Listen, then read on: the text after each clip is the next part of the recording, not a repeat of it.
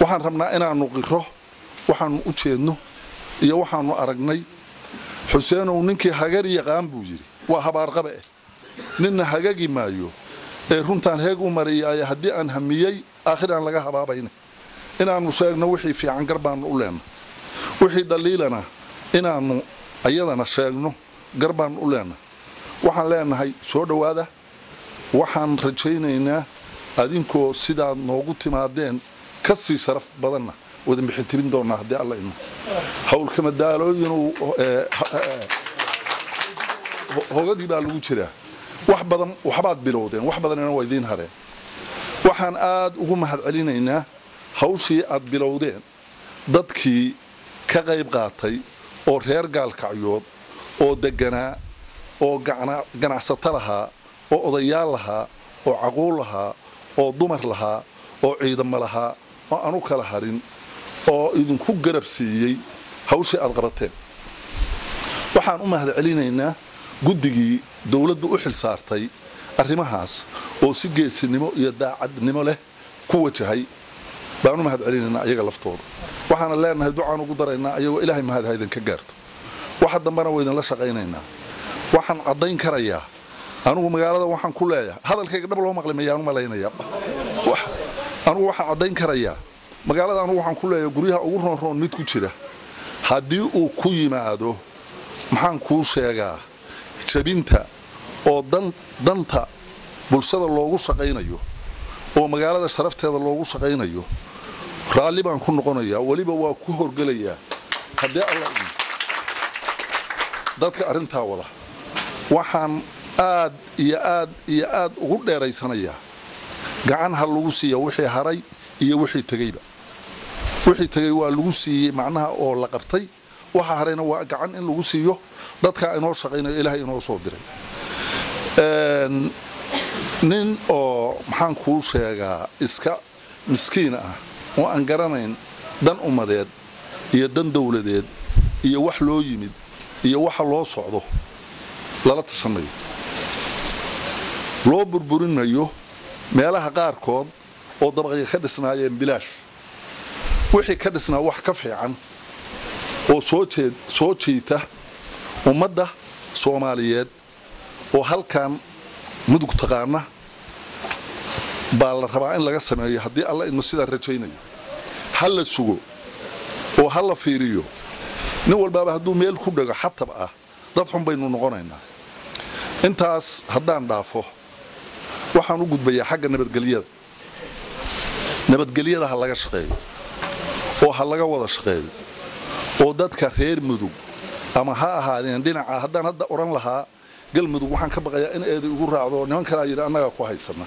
oo ahlu sunna wal jamaa la yiraaho baa yiri annaga ku haysana marka cid kasta ha ku haysateen walaalaha iyaga dhinaca daga waxaan leenahay sida hawsha fiican looga qabtay magaalada dhinacaan Puntland u taliso barbarkiina hawshaas oo kala ka qabta haddii aan ka qaban karin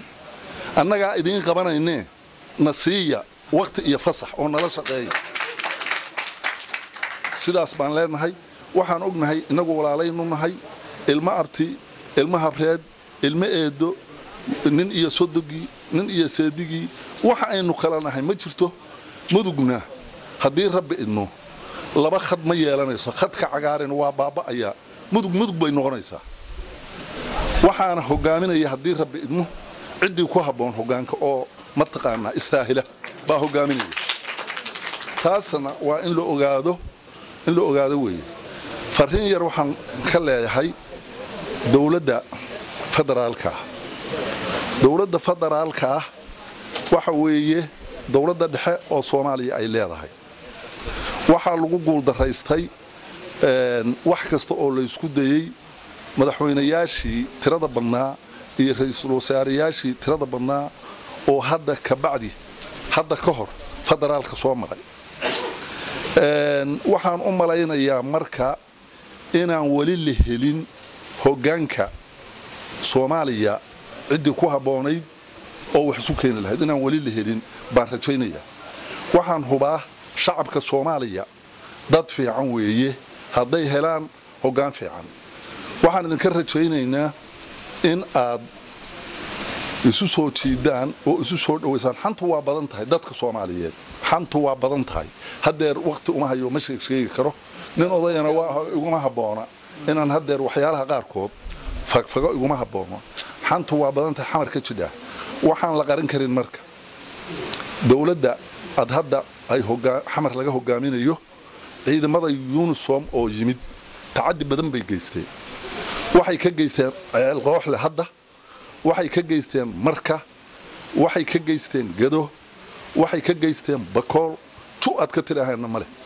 dadkii waxaas lagu sameeyayna waa ka xun yihiin Soomaaliya dhanna waa ka xunta wax mugeeda leh oo u qalma kama inaan oran dadku wuxuu ku qanca u sheega dadka iyaga in la gumaado raali kama nihin in ciidamada ajnabiga inay wax qabtaan bay noogu yimaadeen inay dadka iyaga gumaadaan raali kama nihin waxaan rabnaa inaad dadka u sheegtaan wax mugeeda leh oo u qalma oo waxa ku dhacaya istaahil haday yihiin waxna deeqa sheega haday inu ahayna gardaro iyo hadeed dadkii noo soo gurmaday inay wax noo qabtaan baa rabni in dadka iyaga la gumaado raali kama nihin taa waa fariinaan u dirayo dawladda federaalka oo madaxweyne cabdi uu hogaaminayo maxaan ku xasan sheekh maxamed uu hogaaminayo waxaan leeyahay hadii rabbi inoo hadalkayga waan ka baxayaa dawladda dadka nooga yimid oo madaxweynuhu hogaaminayo waydan la shaqaynaynaa garab baan idin noqonaynaa waa ku qanacsanahay sida aad u shaqaynaysaan gaalkaciyo goormaasaan oo kale laga qabto waa ku noqda hadalka waa ii macaan yahay ma ogta hada waa run baan sheegaya hadal ii macaan weeye goormaa laga qabta waxaan oo kale dawladdii dhexe maxamed sayaad baan ka qaban kuwii ka dambeeyaan ka qaban waxaan marka fariinta aan idin gudbinaya ay tahay magaalada dhexdeeda haddii awood loo helo waa in la mariyaa jidad waaweyn oo 20 iyo wixii ka badana si ganacsigu u fido oo dadka meel ay degaan waa dukaamo uga furtaan saas way ku boorinayaa hadday ku timaado guri kasta oo sharaf leh waxa ka xaq leh bulsho weyn